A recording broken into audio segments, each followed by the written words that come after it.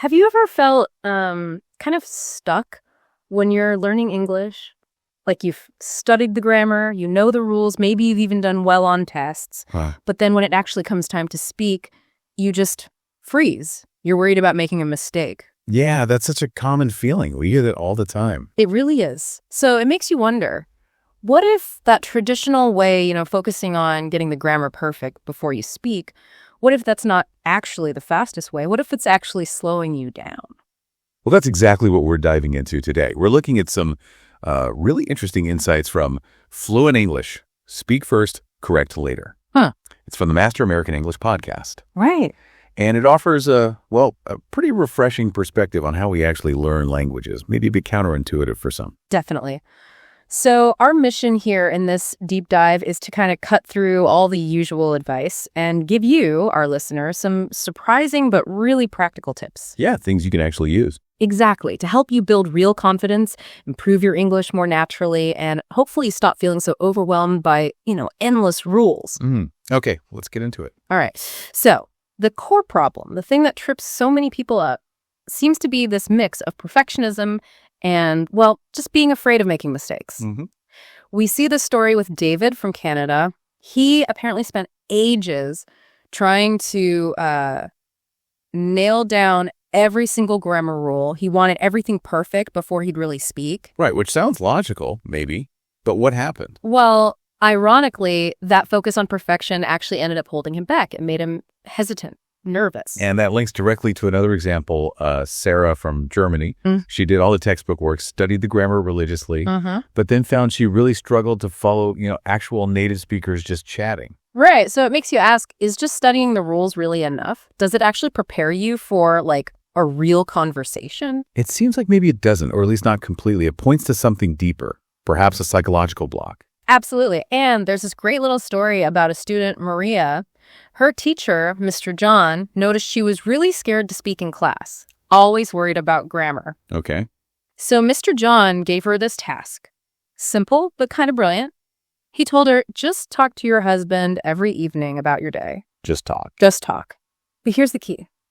She was specifically told not to stop, not to correct herself. Just keep the conversation going. Wow. No editing on the fly. Exactly. And what's so interesting is you see this pattern, right? David, Sarah, Maria, they're all kind of paralyzed. Yeah, it's like the effort of trying not to make a mistake actually prevents them from communicating at all. It's that cognitive load, isn't it? Constantly self-monitoring. Totally. And that's where the source material gets really interesting, because the big realization is English isn't just a set of rules you memorize. Right. It's a tool. It's a tool for communication. And the breakthrough happens when you shift your focus from just knowing the rules to actually using the language. That's when the natural improvement kicks in. And that leads us right to that core principle. Speak first, correct later. Speak first, correct later. I like that. Yeah, it's a real paradigm shift. It's moving away from just learning about English. Right. To actually learning English by, using English. It treats fluency as a skill you develop through practice, like, learning piano. Yeah, muscle memory for your mouth and brain. Exactly. And Maria, the student we mentioned, she apparently said later, when I stopped thinking about rules, I could just speak. It felt natural. It's about silencing that inner critic for a bit. Okay, so if we're embracing this speak first idea, what does that look like day to day? How do you actually use it? Well, the first big strategy, and maybe the most powerful one, is finding someone you trust to speak with every day. Every day? Ideally, yeah. Consistency is huge. It could be your spouse, a good friend, maybe even a colleague. The key is finding someone you feel comfortable making mistakes in front of. So a safe space, essentially. Exactly. The material is packed with examples. David and his wife, Anna, Sarah and her husband, Mark, Henry and his colleague, Claire. Loads of them. All these people found someone. It wasn't formal lessons then. No.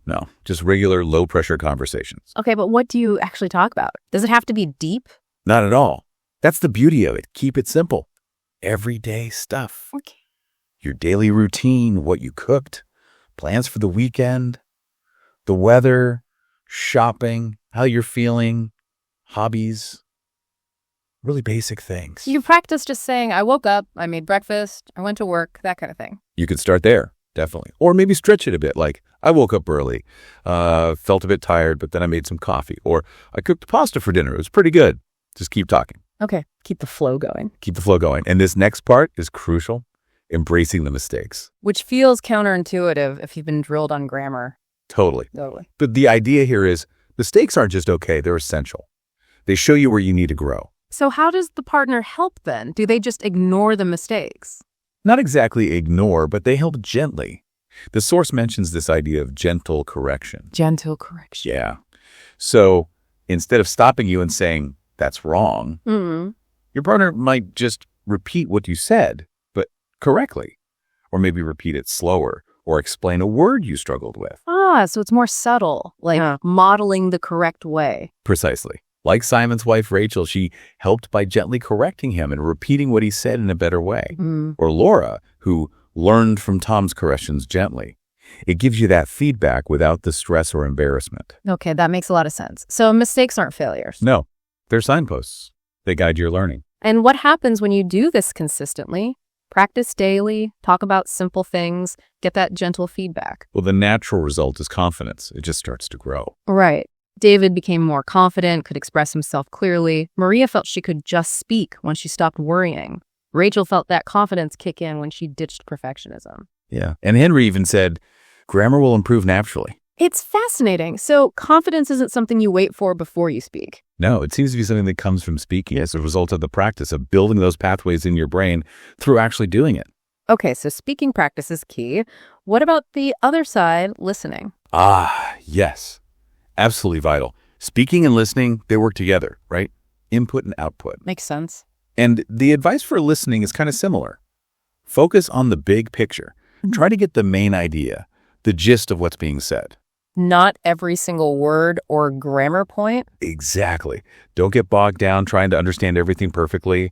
If someone's telling you about their weekend, just try to follow the main events, how they felt. So if your husband says, man, I had a really busy day at work. Yeah, the main idea is just, his day was busy. You don't need to analyze the sentence structure right then. Just get the message. Okay. And does this help with speaking too? It does, because it helps you get used to the natural flow, the rhythm, the common phrases of English without stressing about perfection. And then you can practice active listening. Active listening. How? By asking simple questions back based on that main idea you understood. So if the main idea was his day was busy, you could ask, oh yeah, what made it busy? Exactly. Simple questions like that. It checks your understanding and gives you instant speaking practice. That's a neat little technique. And you mentioned another listening tip earlier, something about repeating. Oh, right. Yeah, repeating sentences. This is great for pronunciation, rhythm, and just lodging those structures in your brain. So you just parrot people. Kind of, yeah. But in a useful way. Listen carefully to how someone phrases something and then just repeat it back, maybe quietly to yourself or even out loud if it's appropriate. Like if your partner says, I'm going to the store. You repeat, you're going to the store. Or if they say, I finished that report. You repeat, you finished that report. It sounds simple, but I can see how that would help internalize things. It really does. It reinforces sentence patterns, intonation, vocabulary, all quite passively but effectively. Okay, so bringing all these threads together, the speaking practice, the listening focus, the gentle correction, it all seems to point back to this core philosophy. It really does. And it's not just these individual stories. The source material highlights that many experienced teachers share this view. Oh, yeah. Yeah, teachers like Ms. Parker, Mr. Lee, Mrs. Davis, Mr. Brown, a whole list of them. They all seem to emphasize this idea that fluency really comes from use. Not just memorizing rules in a classroom. Exactly. It kind of challenges that traditional model. Yeah. Fluency is a skill you build through doing, through actual engagement. Mr. Brown is quoted saying something like, So was it? English is a language for sharing ideas. You do not need to be perfect. Practice every day and learn from your mistakes. Simple advice, but powerful. Profoundly so, I think. Okay, so let's recap this deep dive then. The big takeaway seems to be, let go of trying to be perfect. Seriously. Absolutely. Ditch the perfectionism. Instead, focus on using English every single day. For actual communication, talk to people. Even if it feels messy or imperfect at first. Especially then, maybe. And practically speaking. Find someone you trust. Talk about simple, everyday things consistently. When you listen, aim for the main idea. Don't sweat every detail. And try repeating sentences you hear. Little steps, big impact. That's the idea. All right, so here's a final thought for you, our listener, to kind of chew on. Remember, Learning to speak English is in many ways like learning to ride a bike. Good analogy. At first, yeah, you're going to wobble, you might fall off, might feel awkward, but your brain isn't just a storage drive for rules, it's more like a muscle. It learns by doing. Exactly, it learns by doing. So if you keep getting back on, keep trying, keep using it every day, you will get better. You'll find your balance. You'll start writing more smoothly, more naturally. That fluency will come. It will. So the question is, what are you going to do with that insight today? How are you going to just speak?